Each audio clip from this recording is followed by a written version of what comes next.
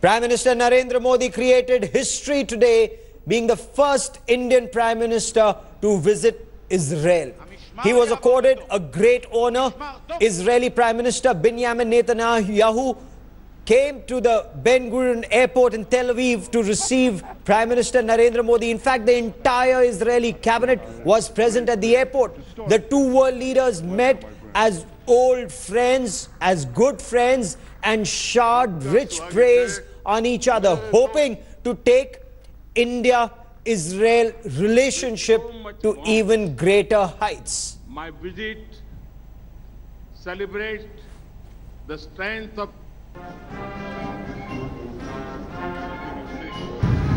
ברוך הבא לישראל, ראש ממשלת הודו, ידידי נרנדרה מודי. My friend Prime Minister Narendra Modi, welcome to Israel. आपका स्वागत है, मेरे दोस्त. Prime Minister, we've been waiting for you a long time. We've been waiting almost 70 years, in fact, because yours is truly a historic visit. It's the first time an Indian Prime Minister is visiting Israel. We receive you with open arms. We love India. We admire your culture. We admire your history, your democracy, your commitment to progress. We view you as kindred spirits in our common quest to provide a better future for our peoples and for our world. Prime Minister, when I first met you at the United Nations 3 years ago, we agreed to break down the remaining walls between India and Israel. We shook each other's hands, and we agreed to forge a historic partnership for progress. We then met again in Paris, and since then we've spoken many times on the phone. But I remember, my friend, what you said in that first meeting. You said that when it comes to India-Israel's relations, the sky is the limit. But actually, my friend, the sky isn't the limit, because today, even our space programs are working together to achieve even greater heights. The ties between our talented, innovative peoples is natural. It's so natural that we could ask, what took so long for them to blossom? Well, it took a meeting of minds and hearts. It took a commitment of our governments. We have that today. On this visit, your Make in India initiative meets my Make with India policy. We're setting up a $40 million innovation fund as the seed for even greater cooperation on technology between us. Our partnership extends to water, agriculture, security, energy, many other fields. I believe the formula for success is simple. It's I square, T square. That equals Indian talent times Israeli technology. It equals Israel-India's ties for tomorrow. I square, T square. Now, I'm confident, this is the degree of mathematics I remember from my student days, but I'm confident of the real mathematics of life. I'm confident of the success of our partnership for many reasons. First is the talent of our peoples. It's been said, Prime Minister, that in Silicon Valley in California, the two most common languages overheard are Hindi and Hebrew. Occasionally, one hears some native English too. Second, I believe in the success of our partnership because of the great sympathy between our peoples, the natural camaraderie between Indians and Israelis. The Jews of India and the 100,000 Israelis of Indian descent are a wonderful human bridge between our two nations, our two peoples. Third, I'm confident of our success because of leadership. Prime Minister Modi, you're a great leader of India and a great world leader. Your visit to Israel is a testament to that. Our two peoples have deeply held values rooted in ancient cultures, yet we both seek to realize the promise of a better future.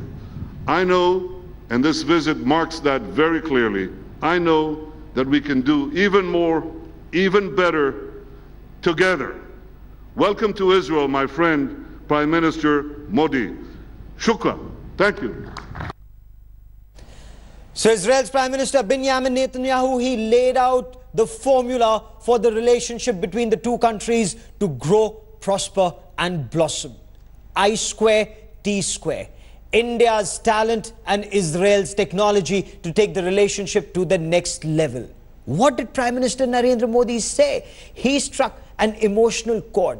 He mentioned the Entebbe operation, Operation Thunderbolt. Now, what's remarkable in this, today is the 41st anniversary of that Operation Thunderbolt. Why is it remarkable? Israel's war against terror, the fact that Israel's Prime Minister Benjamin Netanyahu's elder brother, Colonel Netanyahu, was involved in that operation. Of 105 hostages, 102 were rescued.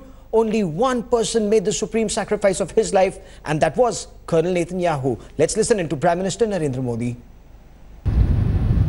Excellency Prime Minister Netanyahu, ladies and gentlemen, Shalom, Leklam, Anisemia Mayod, Lehiat Po.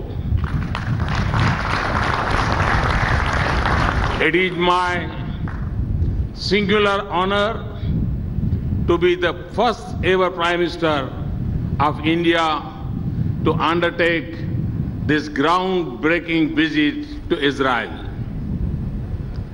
I want to thank my friend Prime Minister Netanyahu for the invitation and for receiving me with so much warmth. My visit celebrates the strength of centuries-old links between our societies. Based on these bonds of our partnership has maintained a strong and sustained upswing since the establishment of full relationship, diplomatic relations 25 years ago.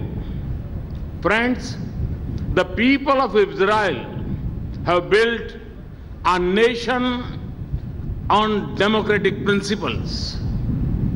They have nurtured it with hard work, greed, and the spirit of innovation. You have marched on regardless of adversity and converted challenges into opportunity. India applauds your achievements. Today is July 4. Exactly 41 years since Operation Entebbe. The day when your Prime Minister and my friend Bibi lost his elder brother Yoni while saving the lives of so many Israel hostages. Your heroes are an inspiration for the younger generations. Friends, India is a very old civilization, but a young nation. 800 million people in India are below 35 years of age group. The talented and skilled youth of India are also its driving force. They propel my vision to transform India, its industry, its economy, its way of doing business, and its interface with the world. Friends, in our path of sustained high growth and all-round development, India counts Israel amongst its important partners. The need to rely on science, technology, innovation, and higher technical education to overcome our developmental challenges to common to both of us. The domains also bring together the creative energy and ideas of the highly skilled youth and entrepreneurs of the two countries. Alongside building a partnership for shared economic prosperity, we are also cooperating to secure our societies against common threats such as terrorism. A progressive partnership in all these areas would shape the scope of my conversation with Prime Minister, my friend Netanyahu. I'm also keen to interact with the Indian diaspora in Israel, including a large number of Jews of Indian origin who have enriched both our societies. Excellency and friends, my visit marks a path-breaking journey of engagement, a journey that we are excited to undertake together for the good of our people and societies. As we march together, a strong and resilient partnership with Israel will be my intent and focus. I thank you once again for this tremendous welcome. Thank you very much. So apart from the Israeli Prime Minister Benjamin Netanyahu at the airport to receive Prime Minister Narendra Modi, the entire cabinet was there. Opposition leaders, we are told, they were also there, signaling bipartisan support to this relationship with India. So what does this mean? Is it just optics, or is this a giant leap forward when it comes to relations between the two countries? Joining me now on the broadcast, Lieutenant General Syed Atta Hasnain, former Chinar Corps commander, one of our best warriors when it comes to counter-terror operations in Kashmir. Bharat Karnad, one of the foremost voices on strategy and national security. Professor at the National Security Studies Center for Policy Research in New Delhi. He joins us on the broadcast. Also with us is Vivek Katju, former secretary in the Ministry of External Affairs. With me in the studio is consulting editor Shiv Arur. But General Atta Hasnain, I want to come to you first. Is this just optics? The fact that the Israeli Prime Minister was there at the airport, the opposition was there, the cabinet was there. What's the signal, sir? Thank you, Gaurav. Firstly, it's a pleasure to be on this broadcast today. It's a path-breaking day today. And I think all that we saw in terms of optics at the Ben Gurion airport was some history in the making. We can easily say that in the last 3 years, among all the visits that Prime Minister Modi has made, perhaps this is one of the most path-breaking visits. Never before has an Indian Prime Minister visited Israel. And what appeared all this time as a very tentative relationship, from 1948 onwards a virtually no relationship, from 1992 onwards a tentative relationship, basically not transformative at all, just transactional, has at last come into having a scope towards becoming transformative. I think that's the message coming out from all the optics which were there at the Ben Gurion airport. And that's just the beginning. We saw the Israeli Prime Minister hugging Mr. Modi, and we heard his welcome speech. I think it was a very emotional speech. I think all the right motives were present in it. We will look out for the next 2 or 3 days in which many deals have to be signed. But I think it's a great beginning which has been made at the outset at the Ben Gurion airport. So is this just about deals being signed, or is there a bigger signal? Mr. Katju, are we reading too much into this? The fact that it's a standalone visit to Israel, there is no balancing act that's required. What signal is India sending out, sir?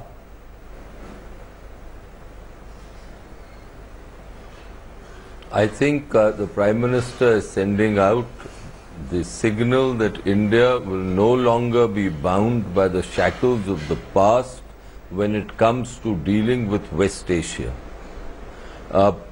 For the Israelis, this is a very significant moment because, as Netanyahu himself said, they have waited for it for 70 years. India has a peculiar fascination for Israel, but apart from that, in diplomatic terms, it was their deep objective to see that India strikes a balance in its relations in West Asia. They recall the time, the Israelis, when India shunned Israel and followed the Arab cause, quote unquote, completely. Right. This is a time when the Prime Minister has really indicated that that is over. That while we have a certain commitment to the basic principles of our Palestinian or Arab diplomacy, yes, yet when it comes to Israel, we will treat Israel as a full partner in our development process. Okay. And that the shadow of our relationship with the Arab world will not be allowed to fall on this very important relationship, which is significant for us because of its wide spectrum.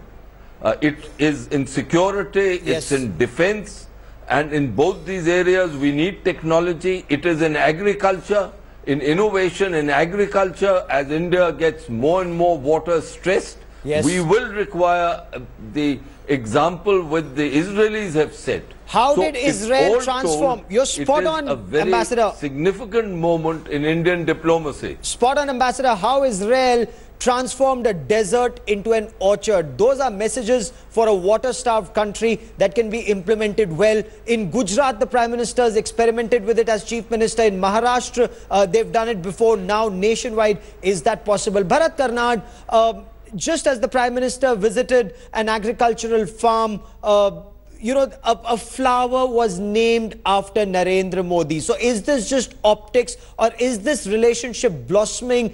Do we see a new, you know, avenue for growth in India-Israel ties, sir?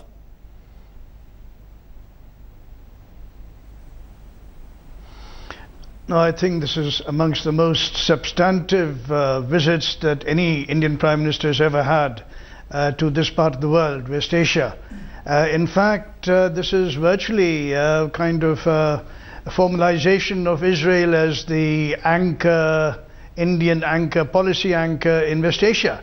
I mean, it's a multifaceted relationship and very pregnant with symbolism and significance. I think the thing to bear in mind is that we have had a history of actually very close interaction. It's not, yes, as if in 1992 we have suddenly had a flowering of the relationship. We have had a very close relationship since 48. We were the second country in the world to recognize Israel. There was a consulate general in Mumbai that was functioning all the way up to 1992, when you upgraded it to the ambassadorial level. Which, so, of course, you've written about it, Mr. Karnad, that Israel considered Mumbai or India. We really stepped up. Okay, Israel considered India a hard posting initially, but subsequently it's one of the most sought after postings, a posting to India from Israel, Mr. Karnad. Yes, absolutely. I think the fact that Israel is now sending some of its best diplomats simply because everybody wants to be in Delhi, not just for this, you know, for the fact that it's a great station, it's a great posting, and it'll enrich their lives in many ways, but the fact that there's a career reward for posting in Delhi, the sort of thing that really incentivizes diplomats to come here. So some of the very best diplomats have come here.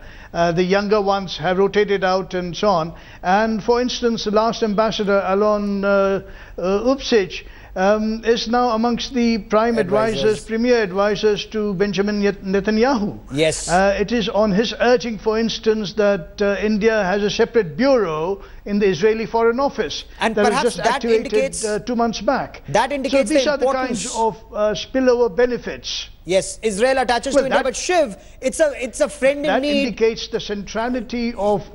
Yes, a friend in need is a friend indeed, and Israel stood by India in times of conflict, Shiv.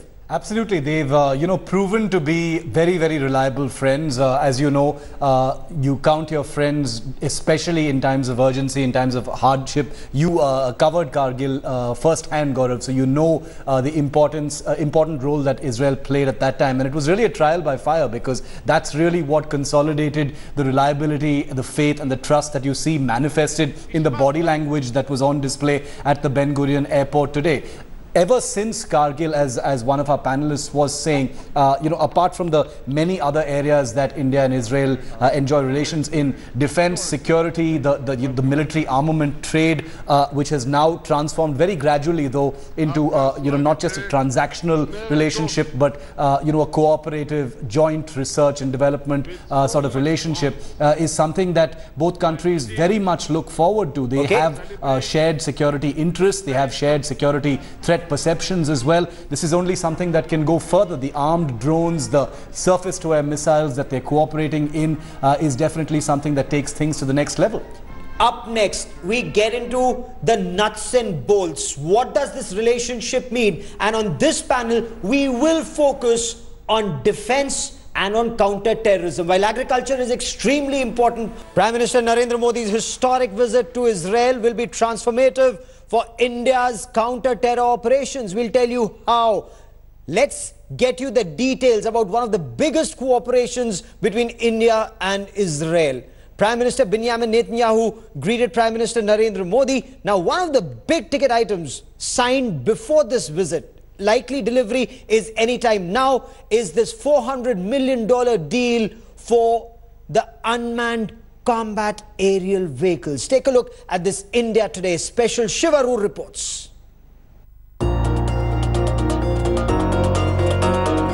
As India and Israel make history this week with the first visit of an Indian Prime Minister to the Jewish state, the two nations are taking their very solid defense ties to a historic new level.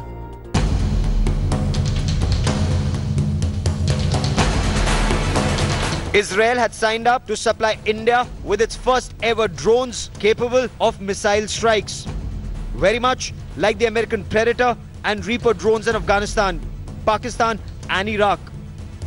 In 2015, India cleared a $400 million deal for 10 Israeli aerospace Heron TP drones known in their country as ETAN. The drones will come armed with missiles to strike targets with surgical precision at safe ranges, negating the need to endanger the lives of Indian Air Force pilots and larger aircraft. The Indian military has been captivated for years by the capabilities demonstrated by the US Predator drones on the Afghan-Pakistan border and has longed to at least have the option of wielding such weapon systems against terror camps across the line of control in Pakistan-occupied Kashmir. While the Indian Army conducted a blistering surgical strike last year on Pakistani terror launch pads in Pakistan-occupied Kashmir, more than 45 terror camps still flourish across the line of control. While airstrikes with human pilots are difficult and dangerous, drone strikes are more conceivable in the circumstances.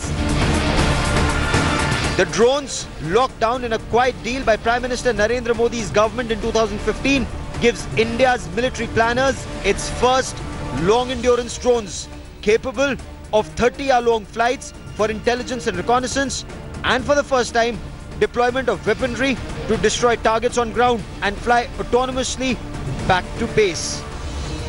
The acquisition of the Heron TP combat aerial vehicles will be a game changer for India in this region. It will be a big asset in the war on Pakistan-sponsored terror. But these combat unmanned aerial vehicles are not the only acquisition from Israel that will change the face of India's relationship with that country. Short-range surface-to-air missile, MR-SAM's medium-range surface-to-air missile and quick-reaction surface-to-air missiles are also being talked about. With Prime Minister Narendra Modi in Israel, deliveries of the game-changer drones could begin any day now, as India gets set for a historic, though controversial new capability the country's enemies will be watching. With Padmaja Joshi in Israel, Bureau Report, India Today. And India Today's Padmaja Joshi now joins us from Ground Zero in Tel Aviv. Padmaja, take it away from drones to flowers, from agriculture to space technology and water management. What's on the cards? What's happening, Padmaja? Gaurav, as someone who has travelled with the Prime Minister so extensively, you would know his style of functioning. He may be here for just 3, in fact 2.5 days, but he's really packed his itinerary, and which basically means that the likes of us are only trying to outrun him. So he's now at the agriculture farm. You saw that that full-throated welcome that he got from his Israeli counterpart, the warm hugs, the Prime Minister saying that it's a pleasure for him to be receiving Narendra Modi here in Israel, said that we've been waiting 70 years for you here in Israel, mere dost. So after all of that open display of friendship and bonhomie, there is going to be talks also in the evening, which is when the two prime ministers are going to be meeting at Benjamin Netanyahu's house. Before that, of course, he's going to be at the King David Hotel. And you would know, Gaurav, as would all of our viewers, that if there's one thing that the Prime Minister always makes it a point to do, is to connect with the diaspora. Of course, Israel will not be able to match up in terms of sheer numbers with the United States, UK or Australia in the number of Indians or people of Indian origin who live there. But even then, at least about 8,000 to 9,000 people are expected. Okay. There was a small reception which they were planning today as well. Just to give our viewers an idea, in more ways than one, Israel is like India. If you just look around, even trying to go to the Prime Minister in Jerusalem, where he's going to be at his hotel, where people of Indian origin are going to meet him. Excellent. Padmaja, I'll come back to you for more. Shiv, unmanned combat aerial vehicles. That's a big takeaway. Though the deal was signed in 2015, but the fact that Israel is willing to give you this kind of technology, what does it mean for India's war on Pakistan-sponsored terror? Well, remember, Gaurav, India had actually requested armed drones of this very variety from the United States. That particular request didn't work out. We're going to get an unarmed variety of a similar drone from the United States. But these armed drones, it is our understanding that they have been manufactured and they're ready for delivery to India. Like you rightly said, it was a deal that was signed back in 2015 worth 400 million. Now, to be very clear, it adds, a controversial but, a high-performance capability for the Indian military. But let's be under no illusion, Gaurav, that it will have to be a political trigger that will activate any of these drones to do what they're really designed to do, which is a strike with precision-guided munitions. The usage of these weapons in the AFPAC region remains controversial. They've been proven to be highly effective against terror hideouts in the restive tribal provinces of Pakistan as well. But for India to use them in POK will have to be a very political process, a decisive process. We don't know yet how the rules of engagement around the use of such armed drones will actually evolve around their use, but you would know better about where things actually stand, Gaurav. Oh, absolutely. Let me also bring in General Ata Hasnain. General Hasnain, we know Pakistan sends terrorists into India. We know where terrorist training camps are. You've commanded the Chinar Corps, responsible for security of all of Kashmir at the LC and depth area, sir. What would these unmanned combat aerial vehicles mean for India? Firstly, Gaurav, let me tell you that we do have UAVs already with us, but they are the unarmed variety. Yes. And as Shiv very correctly pointed out, we have been demanding the armed variety for a very long time, ever since we've been seeing the success in the AFPAC region. Having said that, so far my experience has shown me that the unarmed UAVs, even with that, we have not succeeded in doing very much of surveillance on the line of control. We haven't had too many inputs coming in because of our incapability of penetrating jungle cover, difficult terrain, and even clouds and weather patterns. So this kind of an equipment coming in, first of all, it should not be treated like a toy. Okay. This is almost a strategic weapon at this time when it is coming in. 10 Heron UAVs, armed UAVs in your hands, cannot just be simply used in an immature way. They will be used for surgical strikes. Just remember the manned surgical strikes that we had to employ a year ago, almost a year ago. We can be replaced by the unarmed type, by the unmanned ones, and without any risk to the lives of our special forces. That is going to be a big achievement. The ability to strike at int-based sources from where we get information about terror hideouts, near and near about the LOC, up to ranges of 10 to 15 to 20 kilometers. This is something which has been missing because the para-special forces have not been able to penetrate and cannot penetrate on foot to distances of 15 to 20 kilometers and exfiltrate. This is a game changer. This will be a game changer, you say. But let me add one more thing here. Okay. Very important input that we'll get from Israel each time is the aspect of expertise in intervention operations. This is an area which the Israelis have developed to a level of expertise. I'll come to intervention operations in just a second. You're seeing today. Absolutely, General. Intervention operations are very, very critical. We are seeing them virtually every day in the Kashmir Valley. But for a moment, I want to stay on the drone aspect, and I want to bring in Ambassador Katju.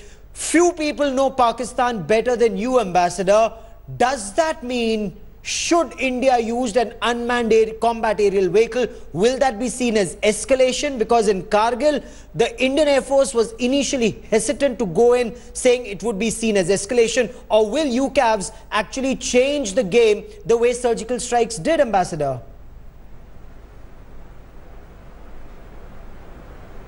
No, I think the Pakistanis will see it as an escalation, and once these drones actually reach India, they will be very deeply concerned, and you will then see a cacophony rising from Pakistan, warnings, etc., relating to their sovereignty, relating to Pakistan's ability to stand up to India and all the rest. But as far as I'm concerned, this is going to be a very serious augmentation of our capabilities against Pakistani terror. And as General Hasnain has rightly said, it will have to be used very carefully. I suppose we will have to develop an infrastructure relating to intelligence, relating to operating procedures. Maybe even the law will have to, we'll have to look at legal aspects to then be able to use this and use this effectively. Yes. And I do think it's also an indication to Pakistan that, and at the right time, that we will not be deterred by Pakistani statements or expressions of Pakistani resolve when it comes to terror. Exactly, because Ambassador, take action against Pakistan and bases in Pakistan, we will do so. Oh, absolutely, and we should. And you know, Mr. Karnad, the moment India carried out surgical strikes into Pakistan, perhaps Pakistan was so nonplussed that it denied surgical strikes were ever carried out. Now, should there be drone strikes? One, do you see them as effective to take out terrorist training camps? Or perhaps, if we can speculate, high-profile terrorists like a Sayyid Salahuddin maybe, a Hafiz Saids maybe? Is that thinkable? Is that doable?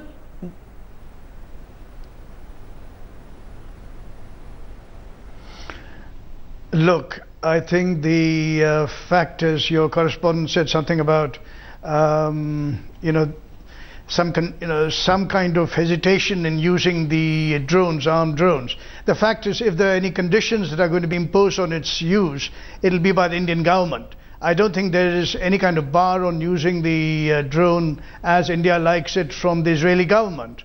Now, the fact of the matter is, it is the Indian government that's always hesitating, always been, uncertain about how to use some critical capabilities it has.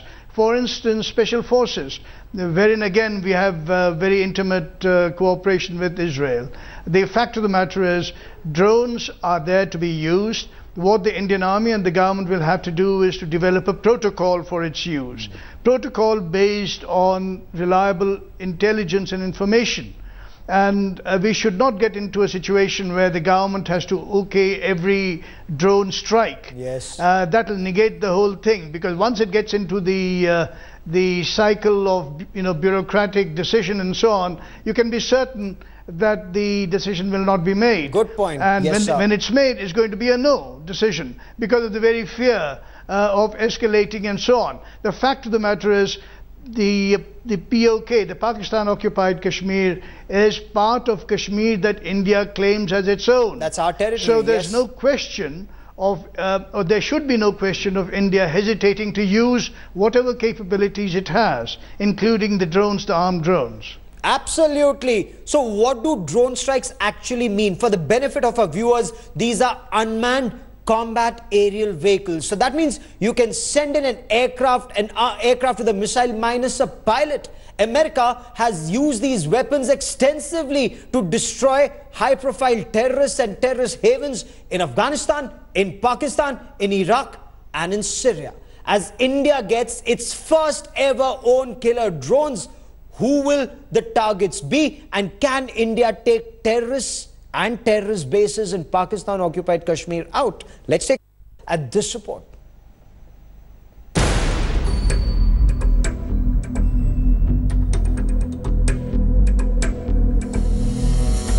What did these men have in common? What unites these notorious faces on your screen? You've probably guessed that they're all terrorists. What you probably haven't guessed, every single one of these men was killed in a drone strike. Hunted down in the world's most dangerous zones, Afghanistan, Pakistan's tribal provinces, and Iraq. Hunted down in their safe havens, each one of these men met his end at the wrong end of a precision-guided missile unleashed from thousands of feet in the air by a silent, unmanned aerial vehicle, its deadly sensors zeroing in on targets with cold accuracy.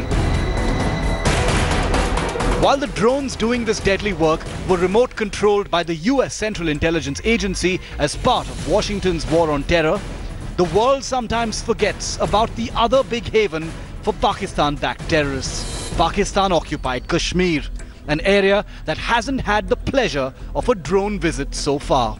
Well, so far.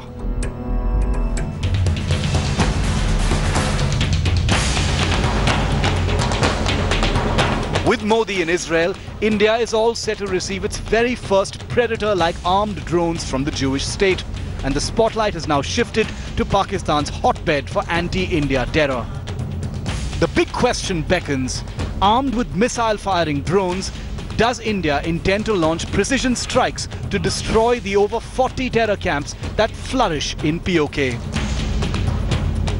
With India's most wanted terrorists frequenting POK terror camps to carry out their business, is it just a matter of intelligence and political will for India to launch drone strikes on terrorists like Hafiz Saeed, Zakiur Rahman Lakhvi, and even Syed Salahuddin of the Hizbul Mujahideen?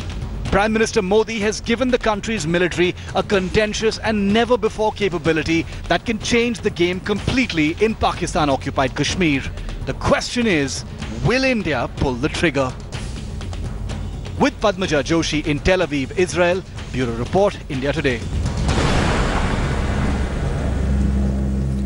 By carrying out a surgical strike into Pakistan-occupied Kashmir and then owning it up at the level of the government, Narendra Modi's government sent out a message. Will the government use these hunter-killer drones is the big question. I also want to now shift to the other important aspect of the relationship that General Hasnain spoke of: intervention drills. And General Hasnain, we see anti-terror operations in built-up urban areas virtually every day. What is it that Israel and India can do together to keep our soldiers safe? Firstly, symbolically, Gaurav, as you're aware, today is the anniversary, the 41st anniversary of Operation Thunderbolt. Yes. And Prime Minister Modi spoke about it also in his speech today. That was perhaps one of the most iconic operations of intervention early in the times. Thereafter, Israel has done it many times over with different terror groups all over their threat areas. India similarly suffers from this. And we've had a major problem in 26/11, if you remember. The kind of intervention operations that we had to do in the Oberoi Trident or in the Taj Hotel. Yes. So there is much to learn from the experience of the Israelis. It's not to say that the Indian Special Forces or the National Security Guard do not have the expertise. They are extremely good.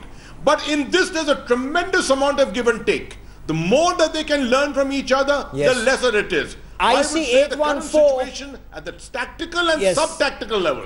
The tactical and sub-tactical level in the valley is causing a lot of problem. You are yes, aware that there is a tremendous amount of interference being done by mobs, by flash mobs, yes, at various encounter sites. Now, this is a particular area which is a great challenge for both to learn from Israel as to how they did it. Now, in their case, they have also faced stone-throwing mobs, yes, in the case of Gaza and on the West Bank. How have they handled it? I hope much more emerges from these talks to ensure that there are exchanges, there is a liaison, and there's a continuous consultation with each other on managing this kind of intervention operation. Good point there. Now, Ambassador, IC-814 hijacking was one time where an Entebbe kind of an Operation Thunderbolt could have been launched by Government of India. So, was it lack of expertise at the level of the armed forces or lack of will on the part of the Vajpayee government that this wasn't undertaken? Is that a fair question to ask you?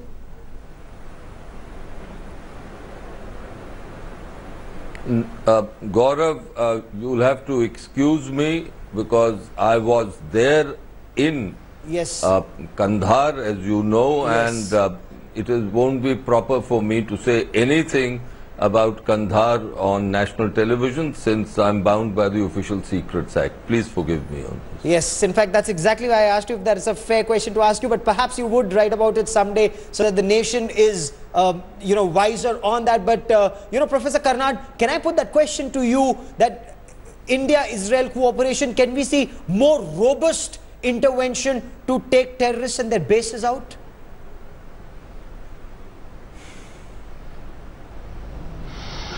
Yeah, I think I'm not bitten by the OSA, so I can be much more freer with my views. The fact of the matter is the 814 episode was an absolute disaster, and it's virtually an example of how things should be done. Anti-terror operations should be conducted. There are various centers of authority, each having their own silo-based ongoing interaction, right in Amritsar, where yes, the aircraft had landed. The simple thing of putting a truck in front of the aircraft wasn't done. And you had intervention, as I mentioned it earlier. You cannot have intervention at the operational level, whether or not to do this, do that. Once this thing is on, the political segment of the government should just keep out of it. Okay. That is precisely what was not Let done. professionals and take that's over. what I fear will happen when the drones come in. Okay, You'll have the political authority coming in and trying Ambassador to Katju has his hand up at the micro level, which cannot be allowed. Okay, government should not micromanage military operations. Ambassador Katju, you wanted to respond, sir. Gaurav, I'll just make a general statement, which is this, that as a country, if we go in for interventionist operations of the kind Bharat was mentioning, then as a country we should be prepared for things going wrong which will result in large casualties. As a country, are we prepared for it? Because it is easy to say that you put a truck to prevent an aircraft taking off. That of course is common sense. But the question is that if there are terrorists and in response to putting a truck, the terrorists start killing passengers. Okay. Now, are we prepared for that bloodshed as a country? Or will the government of the day and the authorities who are handling it be condemned for not being prudent enough? Perhaps that's another lesson that India needs to learn from Israel, be more aware of the security environment. Perhaps every Indian there should learn a little more about the challenges that our country faces. To all my guests, many thanks for joining me. This cooperation between India and Israel, there's so much and it's so vast and diverse, from agriculture to water management, to space technology, to defense, to counter-terrorism, to electronic intelligence. There's so much the two countries share, and we'll keep you abreast with the latest here on India Today. That is all I have for you on this India Today special. Many thanks for watching.